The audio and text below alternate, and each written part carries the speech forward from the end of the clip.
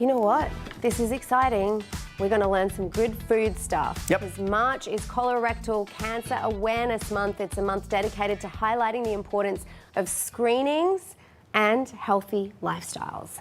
And our next guest focuses on managing your gut health. Yeah, she's no stranger to us here at Houston Life, and today we are happy to welcome back nutritionist, veteran, and mom Tara Torres of Tomball. I want you to rethink your family's lunch and dinner menus. Tara, welcome back. Thank you for having me. I'm so glad to be back here. It's very exciting as well. So today we're talking gut health, right? And that's something people, you see the commercials, you hear people, they say, trust your gut, gut health, probiotics, blah, blah, blah. But nobody really knows what that means. So let's kind of just start there. What are we talking about? We're talking about improving or increasing your health of your gut. Yes, so we want to foster a good, healthy gut environment, and one of the ways that we can do that is through getting the right foods in. So things that are not inflammatory, the right kinds of proteins, and the right kind of fiber. And that's what I have here to show you guys. Oh my gosh, it smells so good. Yeah, it does. It looks really good.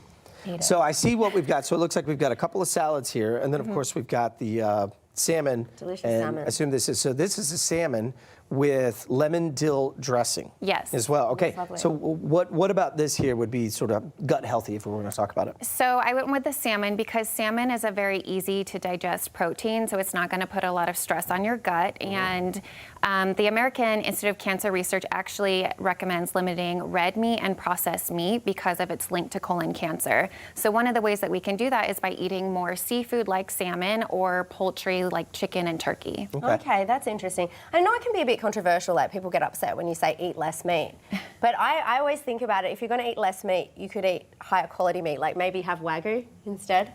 Like less meat, but better meat instead. That's my motto. And then motto. in between, have have your fish and have your chicken, which Yes. is really delicious. I'm a big fish fan. Yeah. That is a great It's idea. Absolutely delicious. All right, now this is one thing I know that one of my daughters loves quinoa. Like this is her favorite thing is the quinoa. I'm still getting into quinoa, but I know it is like super, super healthy as well. And you've got it here with like a side dish. Tell us about this one.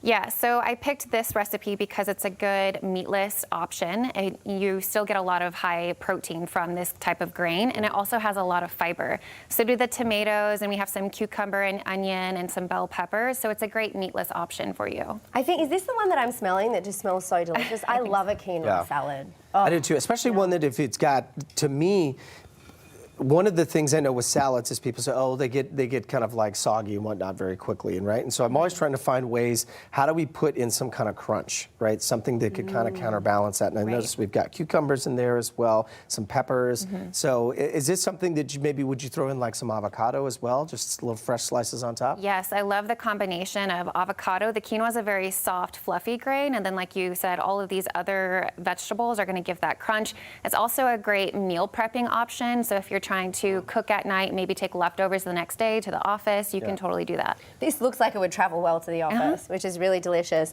And this one, I spy Brussels sprouts. I love I do Brussels too. sprouts. I'm No a way. huge fan of Brussels I sprouts. thought everybody hated them. No, I think it's one of those, I didn't like them when I was growing up because I don't think they were really prepared well. It was just kind of what it bland, was. right? Because, I mean, and tell me out, Tara, with this, right? Yeah, just if they boiled don't soggy. have any kind of taste themselves, it's what do they take on when you cook with them, right? Right, so I definitely mixed a nice dressing on here. We also have some pomegranate, which is going to give a nice sweet punch to this. And then we have some walnuts, some sunflower seeds, and then you have some pears. This is going to pack a big fibrous punch and be really good for your gut. It looks amazing. It really does so as good. well. And fiber is so important. Yeah. Yes. So the recommendation is for women to get 25 grams of fiber a day, and men need at least 30 grams of fiber a day to promote good gut health. How do you know that you're getting that?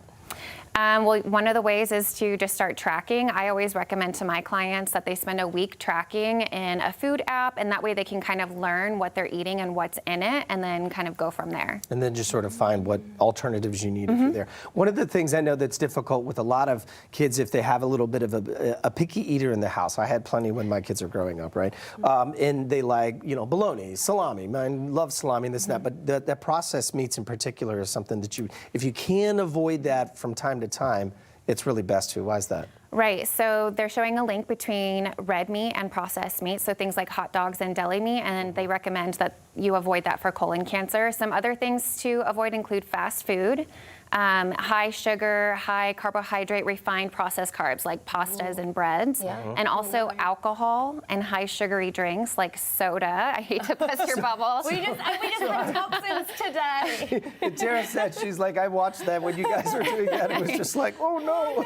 But it says to limit it. So I'm a big limit it. believer in everything in moderation. Sure. But yes, the recommendation is to limit juices and sugary drinks Okay, like that's that. great. And make today a meatless Monday. Might be you a good go. way to go. It is a Monday. Yeah. Maybe you should adopt it. I don't mind that.